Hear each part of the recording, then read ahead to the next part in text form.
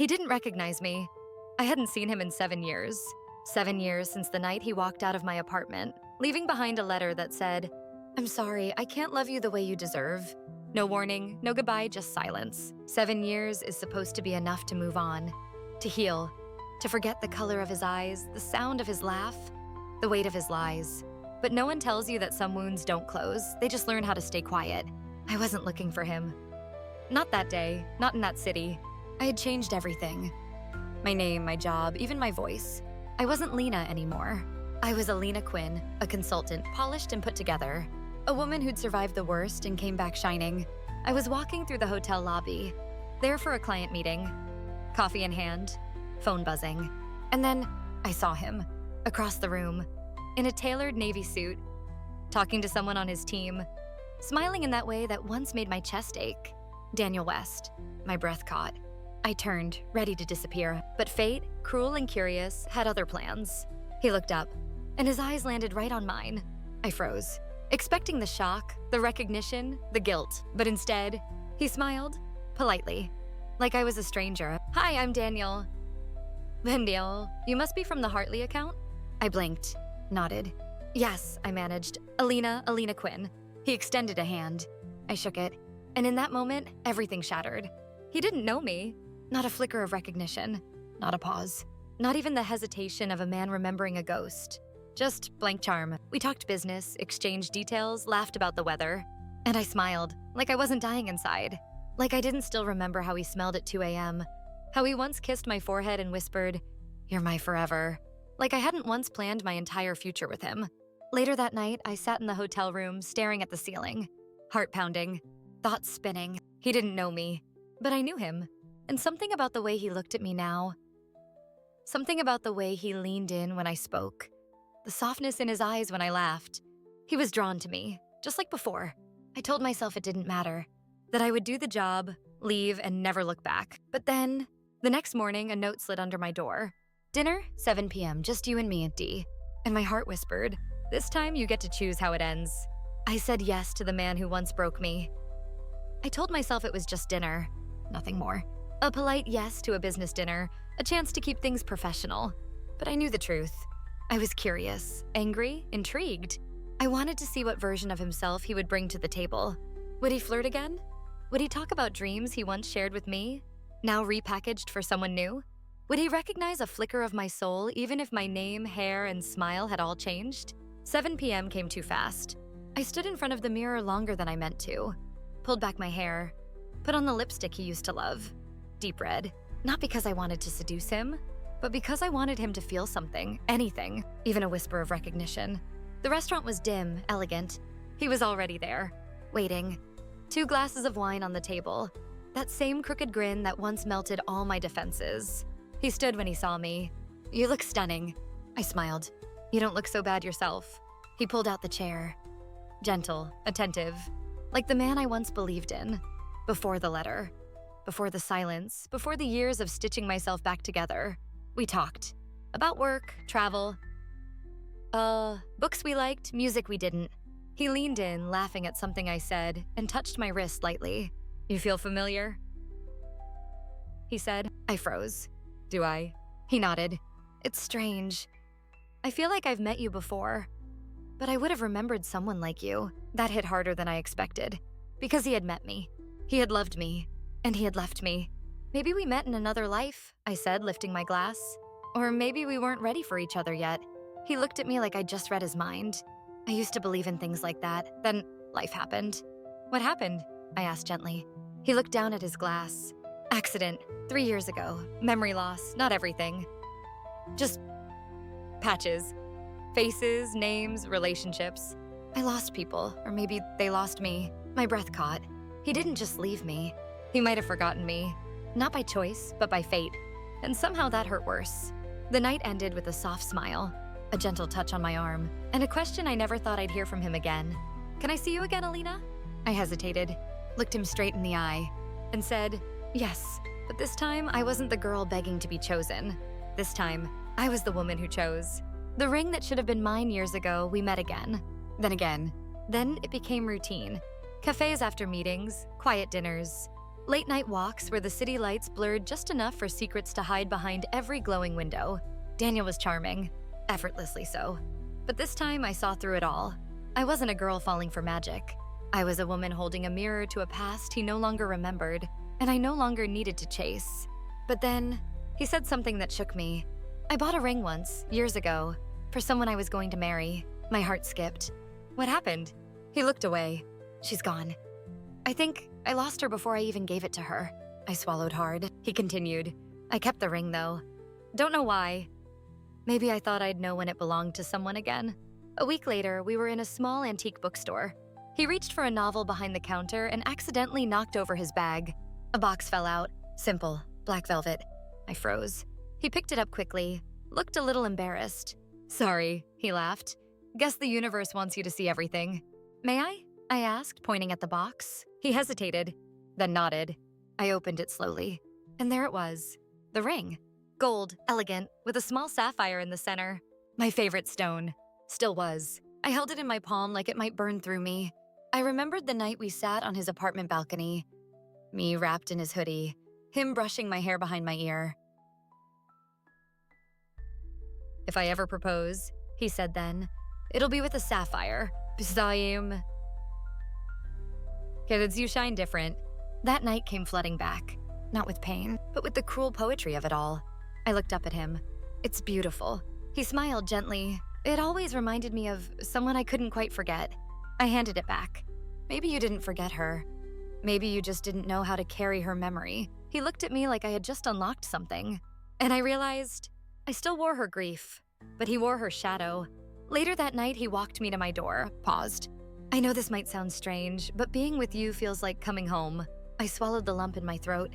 Sometimes, home is the place we left behind but never stopped looking for. He stepped forward, slowly, gently, and kissed me, not with hunger, but with memory. A memory he didn't know he had, but I'd been carrying for years. When he left, I held my breath, closed the door, and whispered to the empty room, "You once promised me forever," with that very ring. When the past creeps into the present, it was supposed to be a clean line. What was before Annie and what is now, but grief is a funny thing. So is memory. It doesn't ask for permission to return. It just does, usually when you least expect it. We were having breakfast at a small bistro downtown. Daniel was telling me about a client he couldn't stand, laughing, so relaxed. Then I heard a voice, one I hadn't heard in years. Lena? I froze. My fork clattered against the plate. Daniel looked at me confused. I turned slowly, and there she was. Harper, my old roommate, my best friend, back then, before everything fell apart. She looked the same. Wide smile, eyes sharp. But when her gaze landed on mine, it narrowed. She walked closer. Lena Foster, is that really you? Daniel turned to me. I smiled quickly. You must be mistaken. I'm Alina Quinn. Harper stared, and her expression changed. Not with confusion, but understanding. Dangerous understanding. Right, she said too slowly. Of course. She walked away without another word. Daniel leaned in. She really thought you were someone else? I guess I have one of those faces, I laughed. But my hands were shaking under the table. Because I knew Harper. She wasn't the type to let something go. That night I got a message. Private, no name, just this. He doesn't know, does he? I didn't reply. I couldn't. Because I didn't know how to answer a question I'd been asking myself. The next day, Daniel was quiet. Not cold, just distracted. We sat on the couch in his apartment. He looked at me with a furrowed brow. Can I ask you something weird? Always, I said. He hesitated. Do you ever feel like you've met someone before, but you can't place when? I looked down. Sometimes. I had a dream last night, he said. There was this girl. She was standing in the rain, crying. I reached out to her, but she kept backing away. And when I called her name, she vanished. But before she did, Emma, she looked just like you. My chest tightened. Do you remember her name?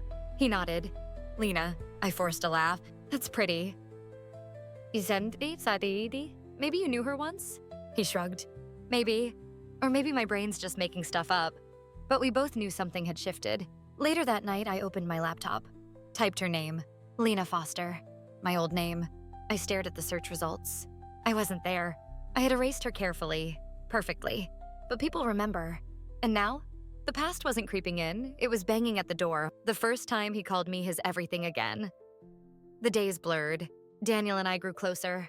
like gravity had shifted and we were pulled toward each other all over again. Only this time, we weren't 19 and reckless. We were adults, scarred, wiser, and yet his laugh still made my chest warm.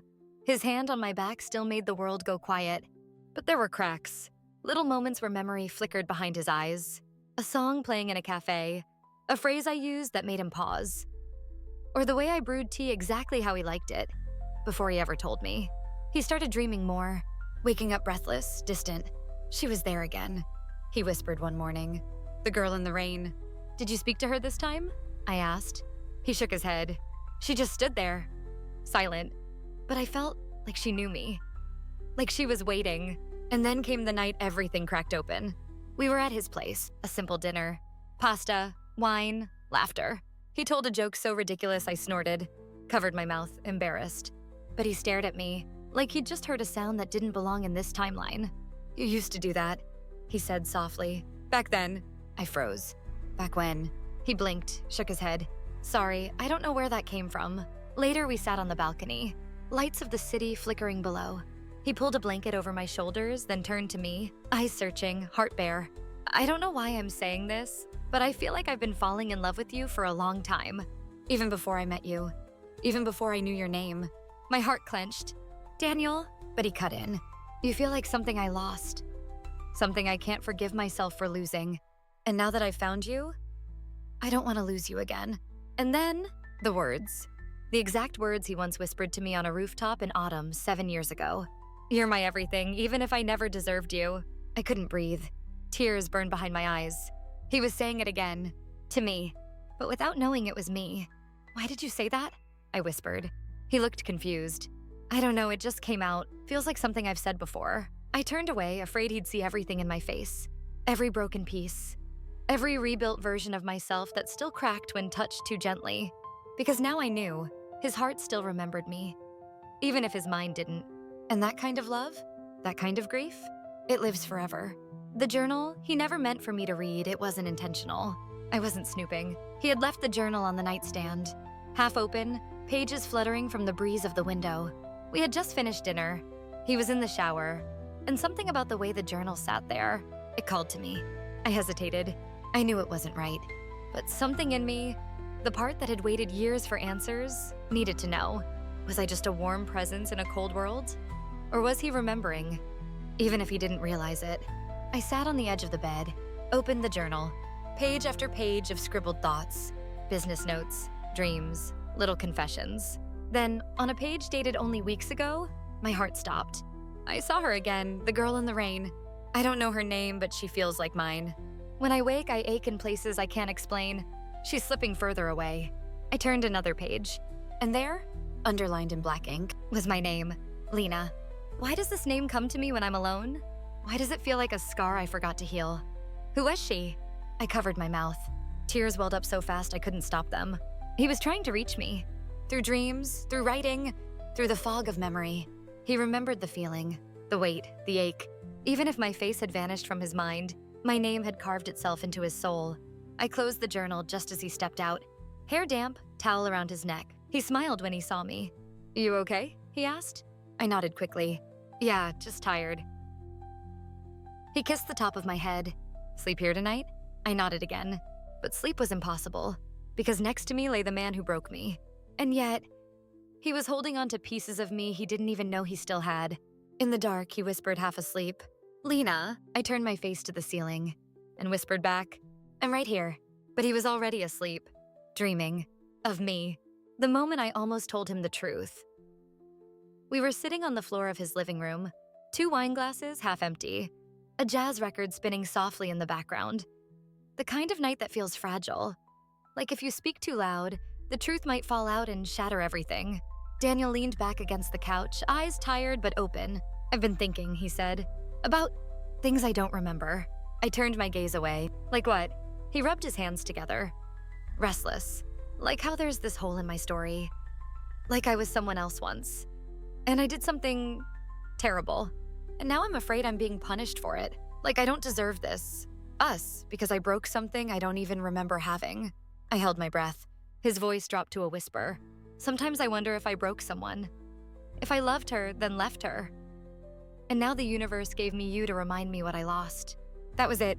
The opening, the moment, the truth, right there between us.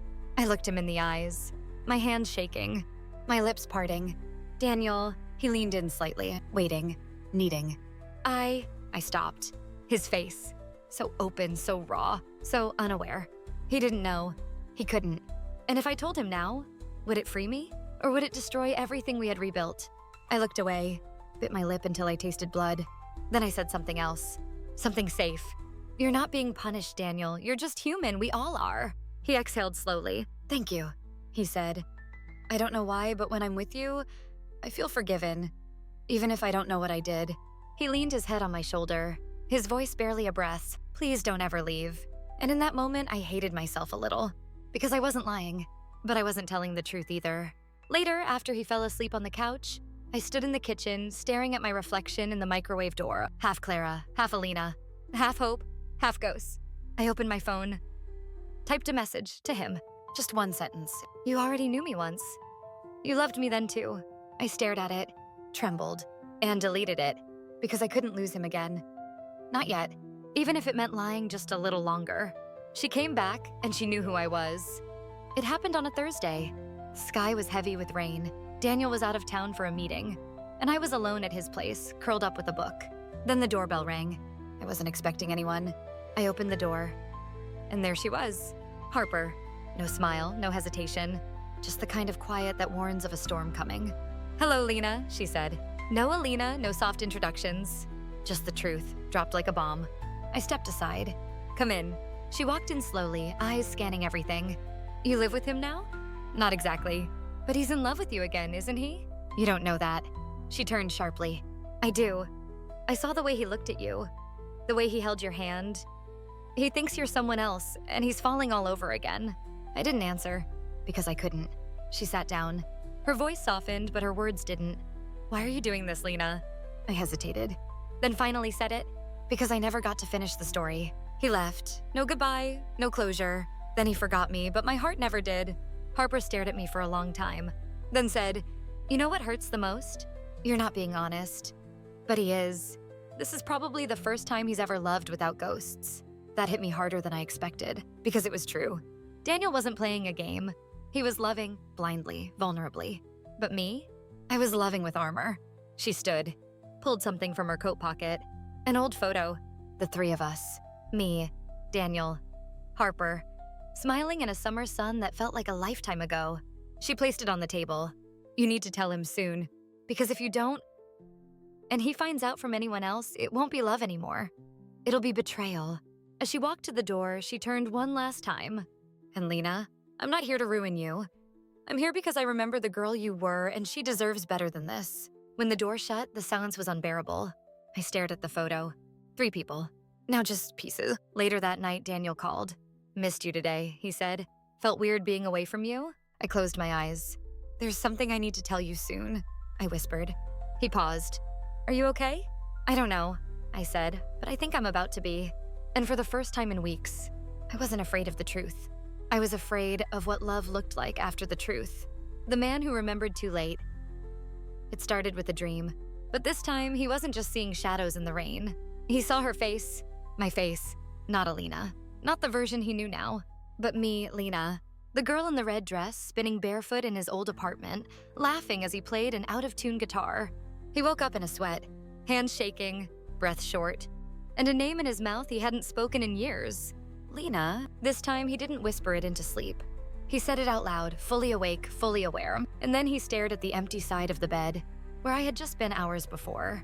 He went to the drawer, pulled out the old journal, flipped through pages, and found the line he had written without knowing why. Why does this name come to me when I'm alone? But now he knew. That afternoon I walked into his apartment. His eyes were waiting for me, but they weren't soft. They weren't confused. They were sharp, devastated, and quietly furious. Sit, he said. My heart dropped. Daniel, no lies, not this time. I sat.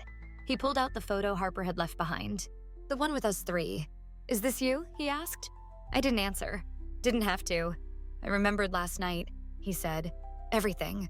The rooftop, the red dress, the letter, the day I left you. He paused, swallowed hard. Why didn't you tell me, Lena? I felt the world crumble around my ribs because I wanted to see if you'd fall for me without the past in the way. I wanted to know if love could live without memory. He looked away, hands clenched. And you thought lying would make it cleaner? No, I whispered. I thought it would make it real. But it was real, Lena, it was, and then you turned it into a game. Silence wrapped the room like a vice. Then he said something that shattered me. You weren't the only one who got left behind, you know? When I lost my memory, I lost pieces of myself too. I've been trying to figure out who I was. And I thought I found him again, in you. But now I don't know who I've been falling in love with. Alina? Lena? Or someone you created to test me. Tears slipped down my cheek. I never stopped loving you, I whispered. He stared. And that's the tragedy, isn't it? Because maybe if you had told me sooner, we could have started over together. He stood, walked to the window, back turned. Then, barely audible, I need time. I nodded, walked to the door, paused. Even if you never forgive me, I said, thank you for loving me again, even when you didn't know it was me. And then I left. This time I didn't wait for him to come after me. Because maybe, just maybe, real love means letting someone walk away if they need to, even if all you want is for them to stay. The woman who chose herself, not revenge. Weeks passed. Daniel didn't call, didn't show up, didn't write. And this time I didn't beg the universe for a sign, because I finally understood. I hadn't come back into his life to win him. I had come back to win myself. For too long, I let his memory haunt me. I let the version of me he left behind become a ghost I couldn't shake. I turned that heartbreak into identity. But now, I stood in the mirror every morning and saw me. Not Lena, the abandoned girl. Not Alina, the carefully curated mask. Just Clara. Whole, scarred, enough. I started writing again. Not for likes, not for Daniel, not to be read, but to be free. I wrote, he didn't destroy me. He revealed the places in me that needed to be rebuilt. And I did. Not for him, but for me. Then one morning, a package arrived. No note. Just a small velvet box. Inside the sapphire ring, the one he had carried all those years. The one meant for a girl he once loved and lost and loved again without knowing it. Tears filled my eyes. Not from grief, but from gratitude, because he remembered. And because now, I didn't need it anymore. I held the ring, pressed it to my chest, and whispered, thank you, for giving me closure without needing to stay. Then I placed the ring in my drawer, right next to my first journal, and walked away. I booked a trip, somewhere quiet, by the ocean. I didn't need a reason anymore. I just needed wind in my hair and salt in my lungs and space between who I was and who I was becoming. One evening, I sat by the shore. Notebook open. Waves whispering secrets only the healed can hear. A stranger passed by and said, you look at peace. I smiled. I am. Waiting for someone? He asked. I shook my head. No, just me. And for the first time ever, that was more than enough. Some people leave scars, others leave lessons. Burn and reborn stories that break you, then rebuild you.